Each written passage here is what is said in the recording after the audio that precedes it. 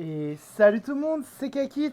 On se retrouve aujourd'hui pour cette dernière semaine de l'ADL, cette dernière semaine de phase de poule.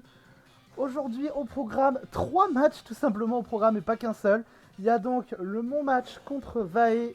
Ensuite, on aura le match entre Dixel et Gelbel. Et le match entre Lizardu et Kenny. Pourquoi je monte les 3 matchs de la poule et pas qu'un seul? Parce que vous savez très bien que cette semaine, pour aller chercher la qualification en playoff, ça va être compliqué parce que il faut que je batte Vae et il faut que Dixel et Lizardu perdent leur game contre Gelbel et contre Kenny pour avoir un espoir et pour essayer, pourquoi pas, de tenter un comeback. Pour cette semaine, j'ai donc choisi Wak Trio donc modifié, Aurorus modifié, Ogre Pond Water, Tapoulele, Melo et Tapirouette, et ainsi que le Warmadan modifié. Du côté de Vae, nous avons donc le Scizor Mega, le Paragruel qui est Terra, le Signabraz, le Iron Boulder, le Tinglu et le Screamtail. Vae a ramené le Big Six. Moi, j'ai pris un pari un peu plus risqué. Il faut tenter le beau jeu parce que de toute façon, on est dans une situation qui est très compliquée. Il faut aller battre Vae qui est promis avec plus 21 de GA. On va y aller tout de suite sans perdre plus de temps parce qu'on a 3 matchs à voir. On va donc commencer ce match avec le lead Scizor contre le lead Aurorus de mon côté. Scizor va méga évoluer, taper Knockoff.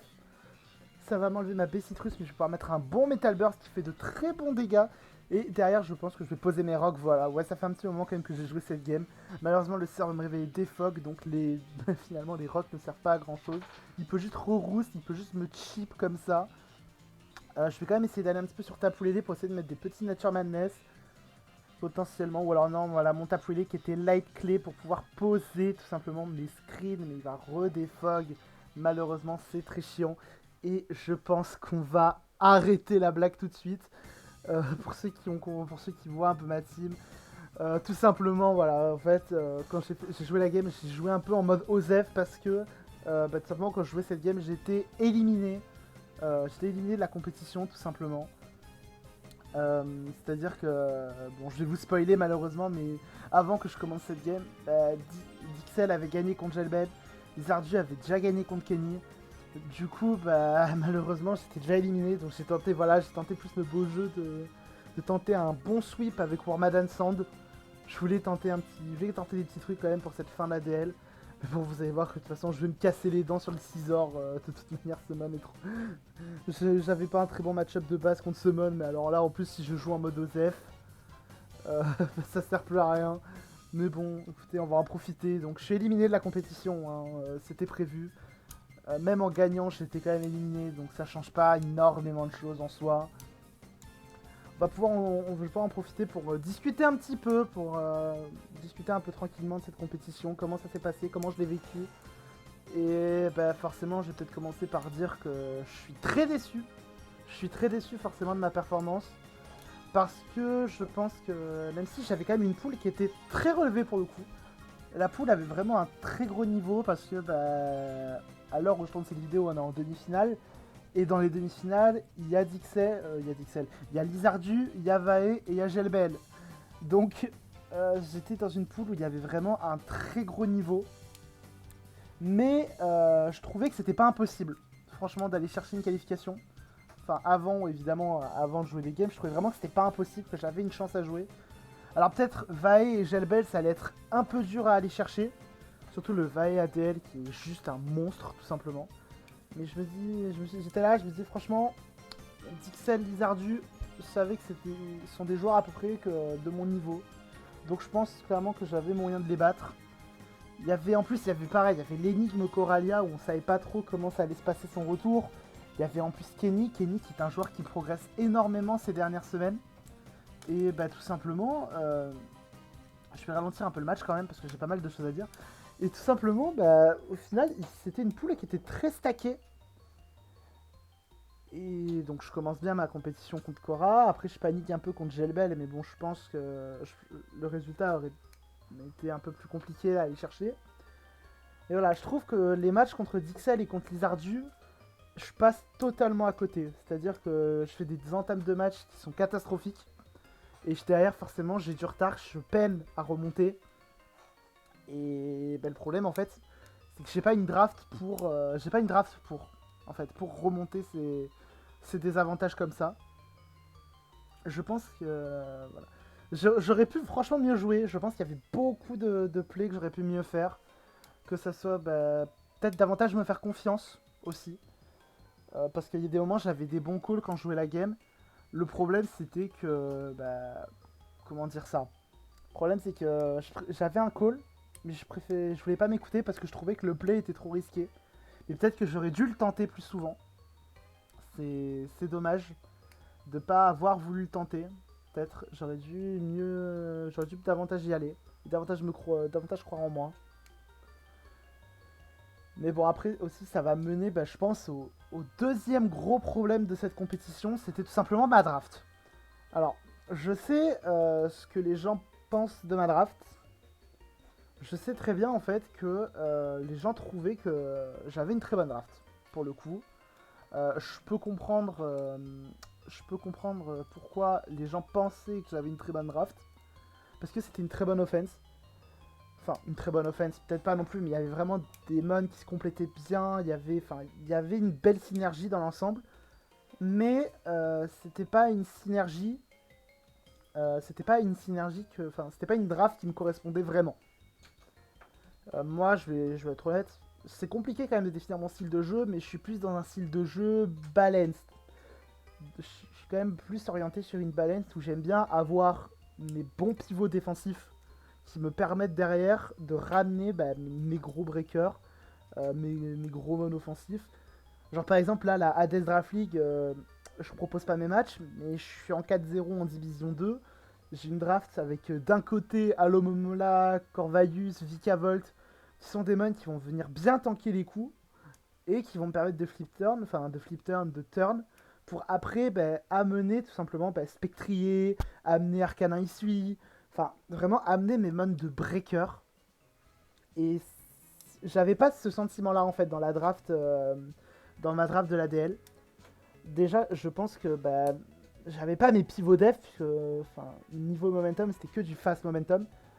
Un des Pokémon d'ailleurs qui a été très problématique dans ma draft, c'était Noivern. Alors vous allez sûrement me poser la question pourquoi je l'ai pris. Bah, tout simplement parce qu'en fait, durant la phase de pic, on avait une règle qui était en fait, donc c'était la génération préférentielle et le type préférentiel. Et en gros, si vous voulez, il fallait que dans notre draft à la fin, il fallait qu'on ait 3 points dans ces deux catégories. Et bah, si on prend un Pokémon du type préférentiel, ça apporte un point. Un Pokémon de la gêne, un point. Et si on prend un Pokémon de la gêne et du type, ça donne 2 points. Le problème, c'est que j'avais le type vol et j'avais la 6G. Et donc, le problème a été que bah, en prenant bah, le type vol et la 6G, j'avais pas énormément de choix si je voulais un Pokémon qui me rapportait 2 points. J'avais la famille de Talonflame, j'avais Olucha et j'avais Noivern. Évidemment, Yveltal était banni. J'avais droit qu'à cela pour avoir des 2 points. Et je suis parti sur Noivern, mais je pense que je n'aurais pas dû aller sur Noivern. J'aurais vraiment dû partir sur autre chose. J'aurais dû partir, je pense, sur Olucha et vraiment insister, jouer davantage sur une 6 spam. Parce qu'en fait, le problème, c'est que Noivern faisait beaucoup trop doublon avec Iron Treads, même s'ils avaient des faiblesses qui se compensaient. Ils ont exactement le même rôle. C'est du fast turn. Il y a beaucoup d'utility. Ça permet aussi bah, de clean hazard. Ça permet d'avoir une bonne gestion des hazards.